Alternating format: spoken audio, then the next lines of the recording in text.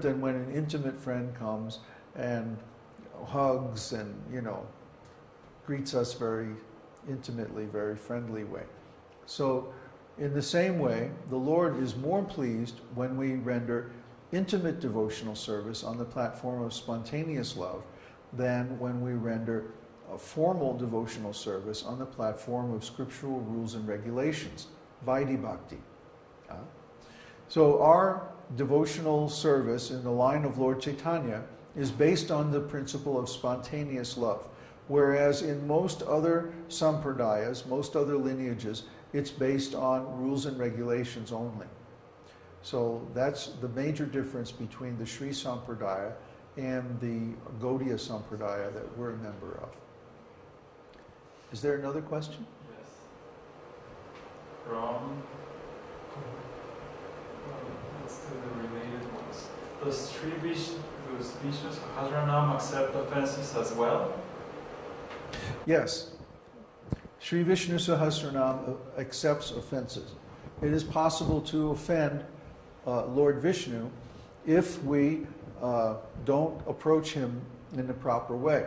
Therefore, it's stated at the end of Viṣṇusahasranāma that in order to chant Viṣṇusahasranāma successfully, one must be an initiated disciple of a bona fide Vaishnava spiritual master. There are 4 Vaishnava Sampradayas. We talked about the Sri Sampradaya, then ours is the Brahma Sampradaya. There's also the Rudra Sampradaya and the Kumara Sampradaya. These are the 4 lineages descending from the 4 schools of the 4 Vedas. The Rik, Sama, Atharva, and Yajurveda. That's why the Vedas were divided into 4. And these 4 different schools were all founded by Srila Vyasadeva and given to his 4 principal students to carry on. So these 4 lineages are eternal, and they all represent different energies or different aspects of devotional service. However, in order to chant Viṣṇusahasranāma successfully, one must be initiated by a spiritual master in one of these 4 disciplic lineages. That means you're following the rules and regulations, you're reading the scriptures under the direction of the Guru, and you're also overcoming the offenses to the holy name by becoming pure and studying the scriptures and so on like that. Okay. And what is the next question? Isn't it a little dangerous for a neophyte devotee to be informal or casual in his worship of Radha Krishna? Whose question is that? Neville. That's correct, it is. But you'll find that when you execute devotional service purely, that it always leads to a feeling of intimacy with the Lord. And the Lord himself initiates this because he prefers it. He relishes that kind of devotional service more than formal devotional service. So yes, especially in the beginning, we should be very careful to observe all the rules and regulations properly. Intimate devotional service doesn't mean that we break the principles or anything like that. Intimate devotional service just means that our love and affection are so strong that we're drawn into a closer relationship with the Lord. It doesn't mean that we are disrespectful. Quite the opposite. We're actually more respectful. But in fact, we're so respectful that the Lord trusts us completely to come into his intimate presence and to be one of his intimate associates. That's the real meaning of respect. If we really respect someone, then we become very affectionate toward them. Our affection actually overcomes our fear. Fear means separation. The ordinary meaning of respect is based on fear. Oh, I respect you, so I stay a little bit apart from you. I don't come close to you. I don't try to have an intimate relationship. It's a more formal relationship. And that's good in the beginning. But when we really know someone, when we really understand someone very, very well, then they want us to come closer. Why? Because we can help them achieve their purposes. So when we understand Krishna really, really well, when we comprehend his purposes and why he does all the things that he does, then we can come closer to him and we can actually serve him better from the intimate position than we could from a position of being separated by respect. The real respect is that we adopt his purposes as our own. See, why do we have to worship Krishna from afar in the beginning? It's because we have differences with him. We don't exactly have the same purposes. We still have some selfish desires. We still have some separate needs from Krishna. But in the higher stages of devotional service, our needs and Krishna's needs are exactly the same. We come to understand that when Krishna enjoys, we enjoy. When Krishna benefits, we benefit. Our highest benefit is to surrender everything to Krishna and simply dedicate all of our energy to his service. And when we do that, we find that we get tremendous benefits.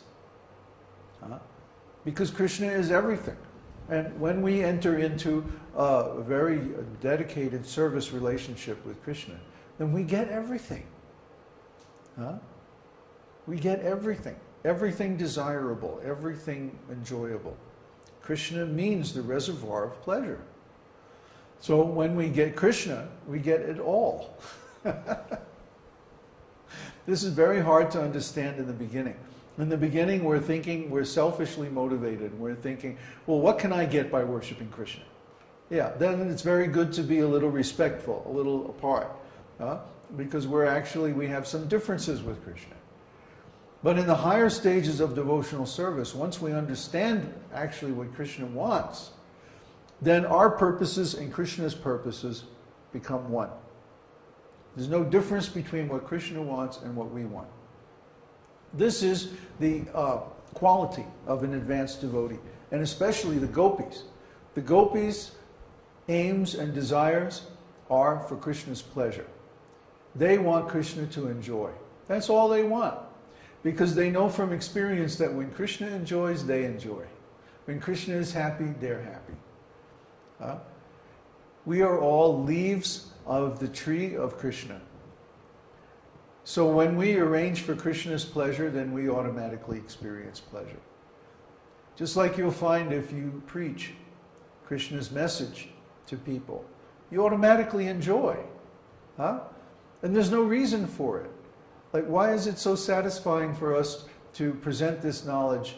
I mean, I'm sitting here in the living room with a TV camera and talking to, 2 people, but there's actually more people out there listening, and it's just inexplicably pleasurable. I can't describe it. It's not only because I'm fulfilling my life's dream by being a teacher of Krishna consciousness. There's more to it than that.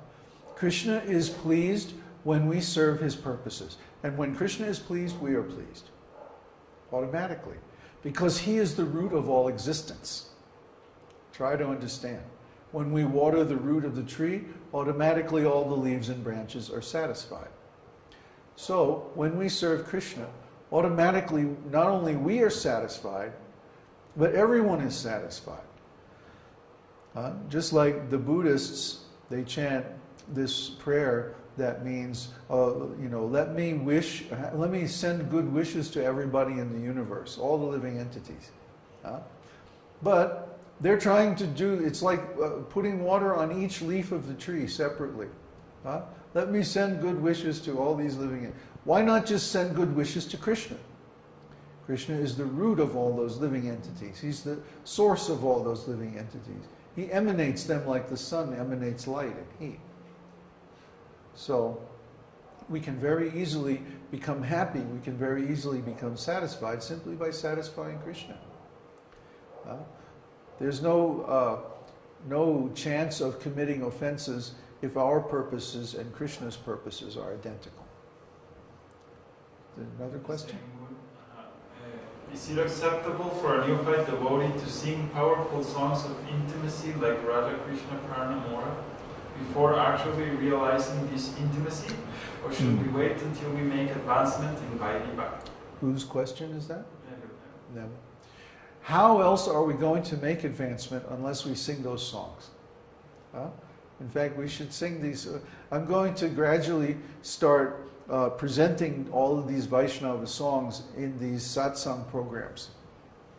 Once we come back after Christmas, every week we're going to sing a different song of the Vaishnava spiritual masters. And yes, we should sing all of those songs. When I learned that particular song, it was from Vishnu Jan Swami. And Vishnu Jan Swami, of course, has one